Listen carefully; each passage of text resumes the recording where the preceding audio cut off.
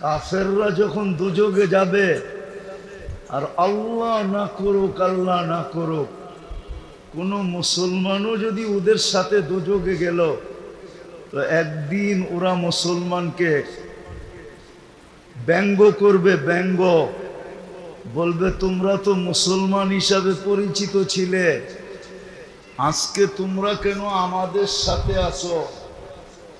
তোমরা আর আমরা তো এক জায়গায়।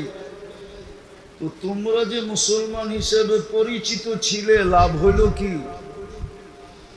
তোমরা আর আমরা তো এক নৌকার যাত্রী, এক নৌকা। তখন আল্লাহর রহমতে জোশ উঠবে, জোশ। আর একটু পরে জোশ উঠবে, আল্লাহ জিবরিলকে বলবে, আখরিজ, নামদারি মুসলমান গুলাকেও বাইর কর।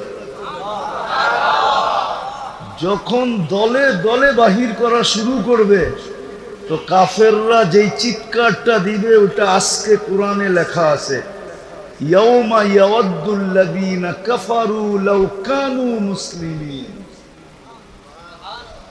ওই দিন কাফেররা চিৎকার দিয়ে বলবে, হায়, আমরা যদি নামদারি মুসলমানও হতাম, তাহলে আজকে এই দলের সাথে আমরাও চিরদিনের জন্য বাহির হয়ে চলে যেতাম, আর দুজকে থাকতে হতো না।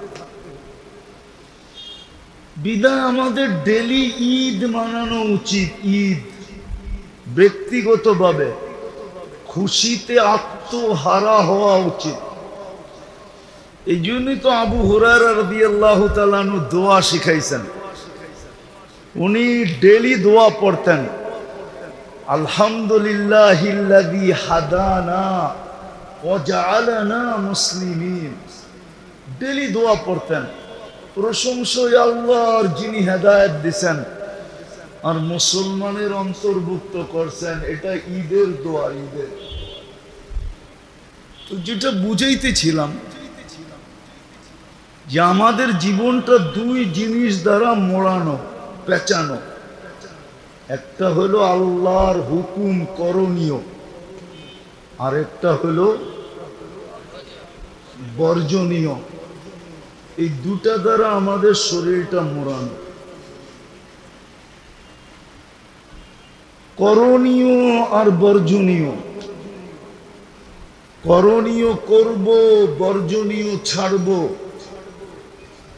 যতক্ষণ করণীয় করব, বর্জনীয় ছাড়ব, ততক্ষণই আল্লাহ আমাদেরকে চোখে চোখে রাখবেন। কি চোখে চোখে রাখা বোঝেন? বোঝেন না মানে, ঠিক না? ছোট বাচ্চাকে মা গ্রাম দেশে চোখে চোখে রাখে, ঠিক না? অর্থ কি?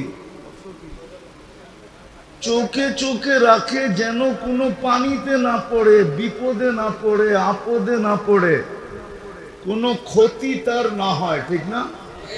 হ্যাঁ, আবার সে চলাফেরাও ঠিক মতো করে। এটাই তো চোখে চোখে রাখা।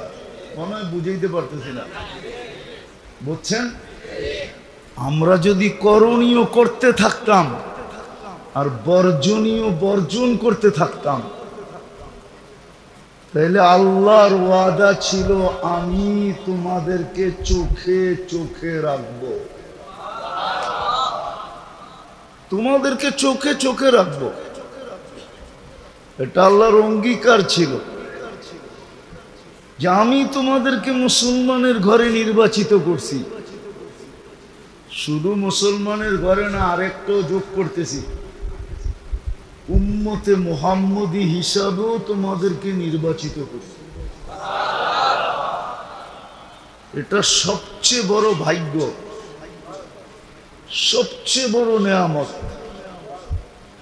সবচেয়ে বড় মর্যাদা। এর চেয়ে বড় কপাল আর নাই, এর চেয়ে বড় ভাগ্য আর নাই, এর চেয়ে বড় নেয়ামত আর নাই, এর চেয়ে বড় মর্যাদা আল্লাহর কাছে নাই। থাকতো যদি, তাইলে অন্য কাউকে দিত, আমাদেরকে দিত না। আমাদেরকে দিছেন তো কুনতুম খায়রা উম্মাহ, কেননা আমাদের আগেও কোনো উম্মত নাই, আমাদের পরেও কোনো উম্মত নাই। মাদ্রাসা কিন্তু এখানে আবার আমাদের আগেও কোনো উম্মত কি কি কি না, এরা মানবো না। দাওরা পরে যারা, এরা মানবো না। হুজুররা তো মানবই না। আমাদের আগেও কোনো উম্মত নাই। এটা এই জন্য বলতেছি, সমগ্র মানব জাতির ভিতর থেকে সর্বপ্রথম আমরা নির্বাচিত। নির্বাচিত শুধু না, আমরা বাছাইকৃত। সুহাদা হুয়াজতাবাকুম, আল্লাহ বলে সব উম্মতের ভিতর থেকে, মানব জাতির ভিতর থেকে, উম্মত না, মানব জাতির ভিতর থেকে আমি তোমাদেরকে বাছাই করে আলাদা করছি আগে। হ্যাঁ, ঘোষণা দিছে পরে, ঘোষণা বাছাই সবার আগে আমরা বাছাই। তাহলে বোঝা গেল উম্মতে মুহাম্মদী হিসাবে আমরা বাছাইকৃত সবাই। তাইলে এই হিসাবে বলা যায় আমরা উম্মত সবার আগে, সবাই। আরে তোমরা বুঝতেছো কিন্তু মানতে কি কথা, আমরা সবাই আগে। আমাদের আগে কেউ নাই, আর আমাদের পরে কেউ নাই। আমাদের পরে কোন উম্মত আছে নাকি? নাই। আমাদেরকে আল্লাহ ওই মর্যাদা দিচ্ছেন, তার উপরে কোনো মর্যাদা নাই। কুনতুম খায়রা উম্মাহ, এটাও আমরা নির্বাচিত। শুধু নির্বাচিত না, আমরা বাছাইকৃত। নির্বাচিত এবং বাছাইয়ের মাধ্যমে নির্বাচিত। বাছাইয়ের মাধ্যমে বুঝেন? সব মানব জাতি এলোমেলো ছিল, একসাথে মিলানো ছিল। আল্লাহ মনে হয় লক্ষ কোটিটাকে দেখার পরে এক একটা করে পছন্দ হয়েছে, তো বন্ধুর উম্মত হিসাবে আলাদা রাখছে। আমি আমারটা বলি, আমাকে বাছাই করতে যায় জানি কত কুঠি দেখছেন আল্লাহ। রহমতের দৃষ্টি দিয়ে কত কুঠিকে দেখার পরে আমি যখন আল্লাহর কুদরতি নজরে পড়ছি, তা আল্লাহ বলছে তোকে আমার বন্ধুর উম্মত বানাইলাম, রাখ এখানে। এরকম বাছাইকৃত ভাবে আমরা নির্বাচিত।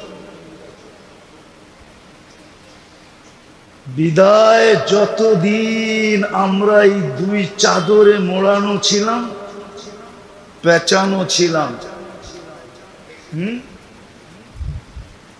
মোড়ানো ছিলাম আর পেঁচানো ছিলাম, আর দুই জিনিসের কদর করতেছিলাম, অতদিন আমরা আল্লাহর চোখে চোখে ছিলাম।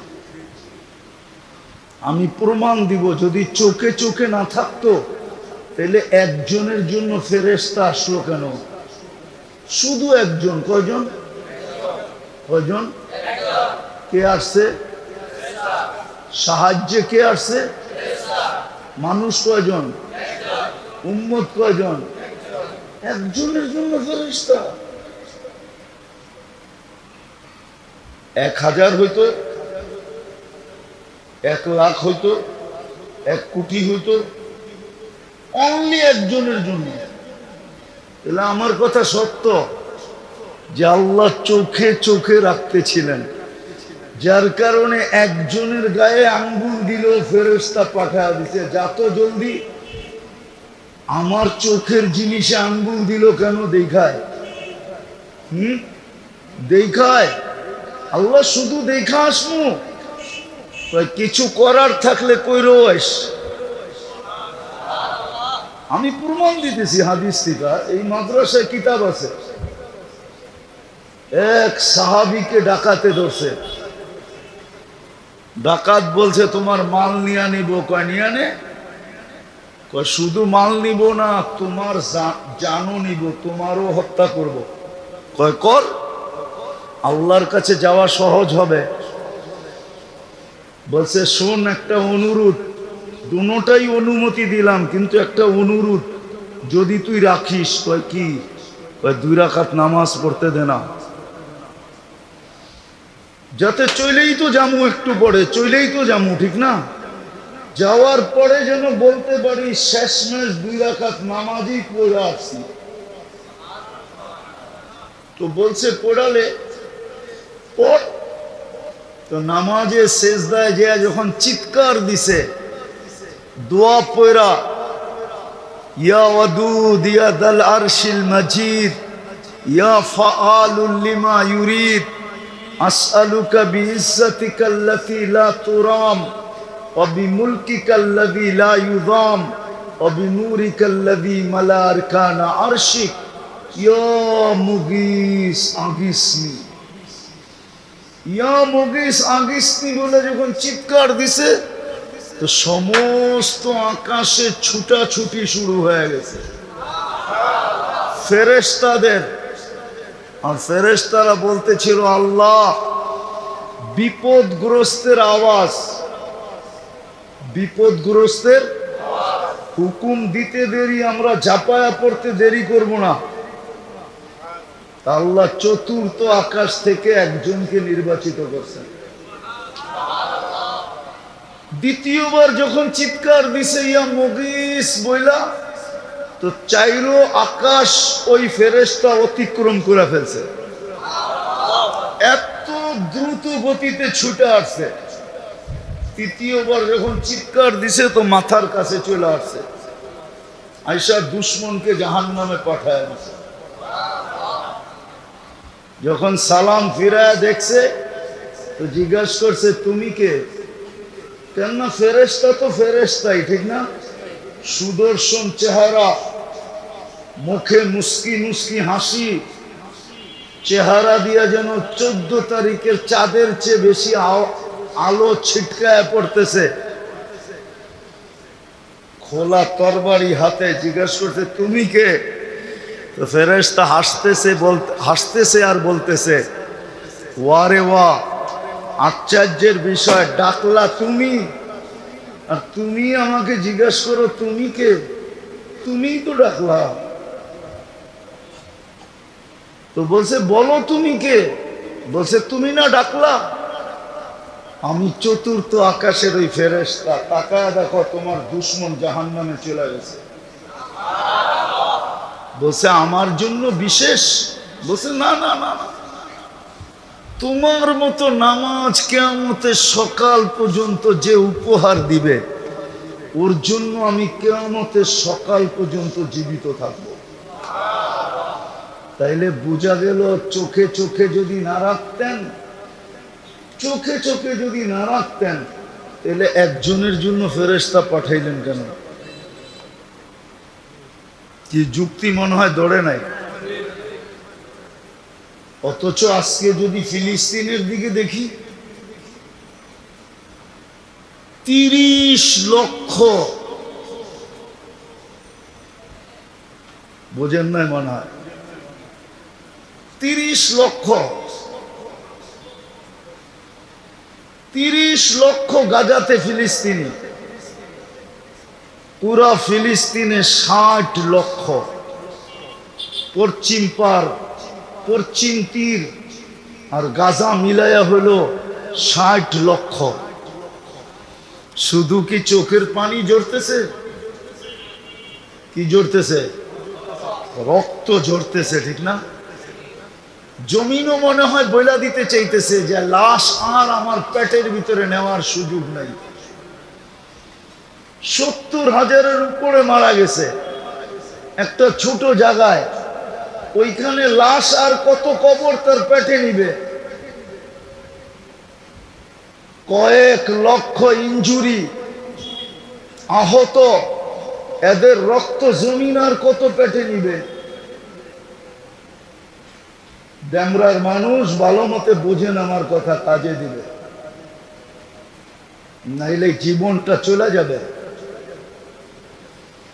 আমাদের জীবনটা মোড়ানো ছিল 2 জিনিসে, পেঁচানো ছিল, একটা আল্লাহর পক্ষ থেকে করণীয়, আর আরেকটা আল্লাহর পক্ষ থেকে বর্জনীয়। এই দুই চাদরে লেপটানো ছিল। আজকে দুই চাদর আমরা খুলে ফালায়া দিছি, আমরা এখন ল্যাংটা। বলবেন পোশাক তো পরে আসি, আপনি পোশাক পরে থাকলে কি হবে? আমরা একদিকে তাকাইলে পুরা ল্যাংটা। আল্লাহর হুকুম আমাদের জিন্দেগিতে নাই। যদি হুকুম আল্লাহর জিন্দেগিতে থাকতো তাইলে মাগরিবে এলাকার এই কয়জন মুসল্লি হইতো না। চেহারা কিন্তু দেখা যায়, কিছু মানুষ মাগরিবের পরেও আসছে, অথচ আল্লাহ ডাকে। কে ডাকে? নামাজে কে ডাকে? 5 বেলায় সবচেয়ে করণীয়, 24 ঘন্টায় সবচেয়ে করণীয় কি ছিল আমাদের উপরে? কি? এর চেয়ে বেশি কিছু তো করণীয় ছিল না, ছিল নাকি?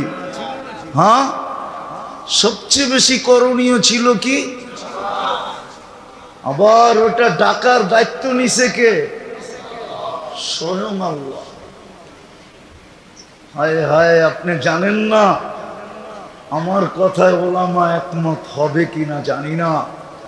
বন্ধুর দিলকে শান্ত করার জন্য দায়িত্ব নিছেন। যখন মুসা আলাইহিস সালাম বলছিলেন যে 5 ওয়াক্ত আপনার উম্মত পড়বে না, আমার উম্মত তো 2 ওয়াক্ত পড়ে নাই, আমি পড়াইতে পারি নাই, আপনার উম্মত তো 5 ওয়াক্ত পড়বে না। কথা তো সত্যই ছিল। আজকে 90% উম্মত 5 ওয়াক্ত নামাজ পড়ে না। 90% উম্মত 5 ওয়াক্ত নামাজ পড়ে না। মুসা আলাইহিস সালামের কথা তো সত্যই ছিল, আরো কমায় নিয়ে আসেন, কিন্তু আল্লাহর রাসূল 9 বারে কমাইতে কমাইতে 5-এ নিয়ে আসছেন। 9 বার গেছেন, 9 বার। প্রত্যেকবারে 5 আল্লাহ কমায় দিছেন। ছিল 50 ওয়াক্ত, কমায় আনছেন 5-এ। আল্লাহ বইলা দিছে, বন্ধু পরিশ্রম কমায় দিলাম, ডিউটি কমায় দিলাম, ক্লান্তি কমায় দিলাম, কিন্তু সওয়াব কমামু না, সওয়াব 50-ই রাখমু, 50। তারপরে তো 90 বার বাস পড়ে না। তারপরে যখন মুসা আলাইহিস সালাম বলছে আবার কমায় নিয়ে আসেন, 5 ওয়াক্ত পড়বে না, তো বলছে আমার লজ্জা লাগে, আবার যামু। তো আল্লাহ কানে কানে বলছে, বন্ধু নিয়ে যান।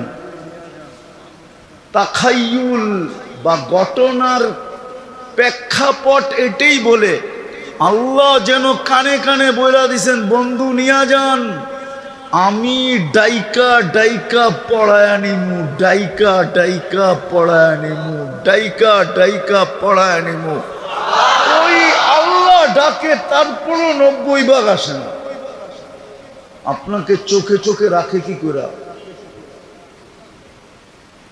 কি করে চোখে চোখে রাখে আপনাকে বলেন আমাকে? চোখে চোখে কি করে রাখে? আমি তো চোখে চোখে রাখার প্রমাণ দিলাম যে চোখে চোখে যদি না রাখতেন তাহলে একজনের জন্য ফেরেশতা কেন আসলো? আসার তো কথা না। ওই আল্লাহ ডাকে, অথচ বিশ্বাস করে সারাদিন আল্লাহটা ভোগ করি, অথচ বিশ্বাস করে হায়াত আল্লাহর হাতে, অথচ বিশ্বাস করে মৌত আল্লাহর হাতে, অথচ বিশ্বাস করে সুস্থতা আল্লাহর হাতে, অথচ বিশ্বাস করে এভরিথিং আল্লাহর হাতে। না বিশ্বাস করেন না? কার হাতে? হ্যাঁ, চাই দেখি তো শ্বাস নিতে পারেন, ঠিক না? হ্যাঁ, নইলে বাংলার জমিনে শিল্পপতি তো আমাদেরকে দাম বুঝিয়ে গেল। যমুনা গ্রুপের মালিকই তো 2020-এ করুণায় স্বাভাবিক শ্বাসের মূল্য আমাদের চোখে আঙ্গুল ঢুকায় দিয়া দেখায় দিছে। যমুনা গ্রুপের মালিক বলছিল করোনার সময়, আমাকে স্বাভাবিক শ্বাস নিতে দাও। ডাক্তারদেরকে বলছিল, আমার এন্টার যমুনা কোম্পানি তোমাদের নামে লেখা দিই। দেখেন পেপারে লেখা আছে। স্বাভাবিক শ্বাস নিতে কে দেয় আপনাকে? ওই আল্লাহই তো ডাকে। 99 পদের মালিক ডাকে, শুধু আল্লাহ ডাকে না। রহমান ডাকে, রহিম ডাকে, মালিক ডাকে, কুদ্দুস ডাকে, সালাম ডাকে, মুমিন ডাকে, মুহাইমিন ডাকে, আজিজ ডাকে, জব্বার ডাকে, মুতাকাব্বিরুল খালিকুল বারিউল মুসাব্বিরুল গফফারুল কহ্হারুল ওয়াহাবুর রাজ্জাকুল ফাত্তাহুল আলিমুল কাবিদুল বাসিতুল খাফিদুর রাফিউল মুইজ্জুল মুদিল্লুস সামিউল বাসীরুল হাকামুল আদলুল লতীফুল খবীরুল হালিমুল আযীমুল গফুরুশ শাকুরুল আলিয়ুল কবীরুল হাফিজুল মুকিতুল হাসিবুল জলিলুল করিমুর রকিবুল মুজিবুল ওয়াসি আল হাকিমুল ওয়াদুদুল মজিদুল বাঈতুশ শহীদুল হকুল ওয়াকিলুল কবিয়ুল মতিনুল ওয়ালিয়ুল হামিদুল মুসি আল মুবদি আল মুঈদ আল মুহয়ি আল মুমীত আল হাইয়্যু আল কাইয়্যুম আল ওয়াজিদ আল মাজিদ আল ওয়াহিদ আল আহাদ আল সামাদ আল কাদির আল মুক্তাদির আল মুকদ্দম আল মুআক্খার আল আউয়াল ওয়াল আখির আল যাহির ওয়াল বাতিন আল ওয়ালি আল মুতাওয়ালি আল বাররু তাওয়াব আল মুনতাকিম আল আফু আর রউফ মালিক আল মুলক যাল জালালি ওয়াল ইকরাম আল মুকসিত ওয়াল জামি ওয়াল গানি ওয়াল মুগনি আল মানি আদ দার আল নাফি আন নূর আল হাদি আল বদি ওয়াল বাকি আল ওয়ারিস ওয়াল রশিদ আস সাবুর জাল্লে জালালু। 99 পদের মালিক আল্লাহ ডাকে। তারপরে তো 90 ভাগ আসে না। আপনাকে চোখে চোখে রাখে তো রাখে কি করে? এই জন্যই তো আজকে চোখের থেকে পড়ে গেছি আমরা। 60 লক্ষ চোখের পানি জড়াইতেছে, আর 60 লক্ষের সাথে আরো না জানি 60 কোটি চোখের পানি ঝরাইতেছে। সমস্ত আলেম ওলামা তোলাবারা ডেলি চোখের পানি ঝরাইতেছে। বাইতুল্লাহ এরকম কোন দোয়া হয় না মক্কা মদিনায় যেখানে ফিলিস্তিনের জন্য চোখের পানি না ঝরাইতেছে। যান যান হাজিরা যায় দেখেন চোখের পানি ঝরাইতেছে। আরাফার দিন ঝরাবে, পুরা রমজান ঝরাইছে। কই ফেরেশতা তো পাঠান না, অথচ একজনের জন্য তো পাঠাইছিলেন। বোঝা গেল আমাদের জীবনটা মোড়ানো ছিল, পেঁচানো ছিল 2 চাদরে। একটা করণীয় চাদর, একটা বর্জনীয় চাদর। পুরা চাদরই আমরা খুইলা ফালায়া দিছি। এখন আমরা উলঙ্গ, যার কারণে আল্লাহর চোখ থেকে পড়ে গেছে। আল্লাহর চোখ থেকে আমরা পড়ে গেছি, যার কারণে আমাদের কান্না মাথার উপরে যায় না। সময় হাতে হবে না, নাইলে শোনানো যেত যে আসলেই আমাদের কান্না মাথার উপরে যায় না। হাজারো বৎসর ইব্রাহিম ইবনে আদম রহমতুল্লাহ আলাইহি বলছিল, তোমাদের কান্না মাথার উপরে যায় না। কেন যায় না? মাতা কুলুবুকুম, তুমগো দিল মরে গেছে। আজকে উম্মতের দিল মরা, এই জন্য চোখের থেকে পড়ে গেছে। নাইলে যতদিন চোখে ছিলাম, একজন ডাকলে ফেরেশতা চলে আসতো, একজনে ডাকলে। পুরুষ তো পুরুষ, নারী ডাকলো চলে আসতো, নারী ডাকলে ফেরেশতা চলে আসতো। আরে পুরুষ নারী তো পুরুষ নারী, ইতিহাস উঠায় দেখেন, বাচ্চা ডাকলে ফেরেশতা চলে আসতো, বাচ্চা ডাকলে বাচ্চা। ইতিহাস উঠান পড়েন। দ্বিতীয়, আমরা 2 জিনিসের কদর ছেড়ে দিছি। কি কদর ছেড়ে দিছি? মূল্যায়ন ছেড়ে দিছি। আমরা যে মুসলমান, ইসলামের কদর আমাদের ভিতর থেকে বাহির হয়ে গেছে, শুধু নামটা রয়ে গেছে। কি কি কি রয়ে গেছে? যেরকম দোলাই খাল, নামটা রয়ে গেছে, খাল নাই। মতি ঝিল, নাম রয়ে গেছে ঝিল। দান মুন্ডি, শুধু নাম রয়ে গেছে, বাজার বাঙ্গা নাম রয়ে গেছে, কিন্তু চৌরাস্তায় গেলে আমেরিকা ফেল। নাম আছে কিন্তু জিনিস, আমাদেরও শুধু নাম আছে, ইসলামের কদর নাই আমাদের ভিতরে। ইসলামের কদর যদি থাকতো তাহলে আমার যুবক নেটে দেখা চুল কাটতো কেন? বলুক যুবকরা আমাকে, ওদের পায়ে হাত দেই, ওরা বলুক রাগ না হয়া, ওরা চুল নেটে দেখা কাটে কেন? ওদের সব ডিজাইন নেটের থেকে নেওয়া, ওদের পোশাক নেটের থেকে নেওয়া, ওদের প্যান্ট নেটের থেকে নেওয়া, ওদের জুতা নেটের থেকে নেওয়া। আজকাল আমার সমাজের সব নারী পুরুষ যুবক যুবতী সবার চয়েস এখন নেটের ভিতরে, ঠিক না? ইসলাম কি মুসলমানকে চুল কাটার চয়েস দেয় না? ডিজাইন দেয় না? পোশাকের ডিজাইন দেয় না? না দেয় নাই? হ্যাঁ, তাহলে বোঝা গেল ইসলামের কদর নেই, কদর নাই। যেমন ইসলামের কদর নাই, শুধু নাম আছে, এটাই আল্লাহ রসুল বলছিলেন একদিন আসবে, লা ইয়াবকা মিনাল ইসলাম ইল্লা ইসলাম, নাম থাকবে ইসলাম থাকবে না। সায়াতি আলা উম্মতি জামান লা ইয়াবকা মিনাল ইসলাম ইল্লা ইসলাম, নাম থাকবে ইসলাম থাকবে না, কদর থাকবে না, মূল্যায়ন থাকবে না।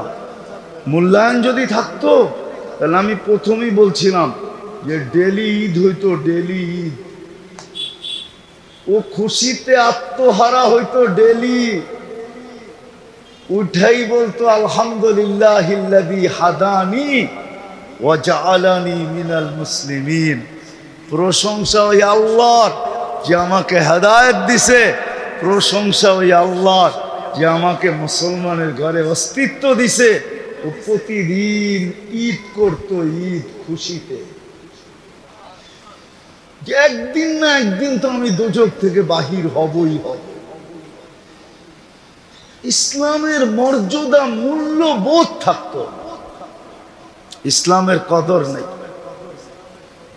আরেকটা দেখাইতেছি, দ্বিতীয়টা, উম্মতে মুহাম্মদী হিসাবে যে আমি সবার আগে বাছাইকৃত হলাম, সবার আগে নির্বাচিত হলাম, শ্রেষ্ঠত্বের মুকুট মাথায় পড়লাম, আমার পরে আর কাউকে রাখলেন না। দুই দিক দিয়ে আমি শ্রেষ্ঠত্বের মুকুট ওরা যে দুনিয়াতে উম্মতে মুহাম্মদী হিসাবে আমি পা রাখলাম। আর রাখতে পারার কারণে আমাকে এত মূল্য দিলেন যে পড়ি 5 ওয়াক্ত সওয়াব পাই। কি কি ওইটাও ভুল, এটা একা পড়লে পায়, একা পড়লে। জামাতে পড়লে আরো 27 গুণ বেশি। কত কত?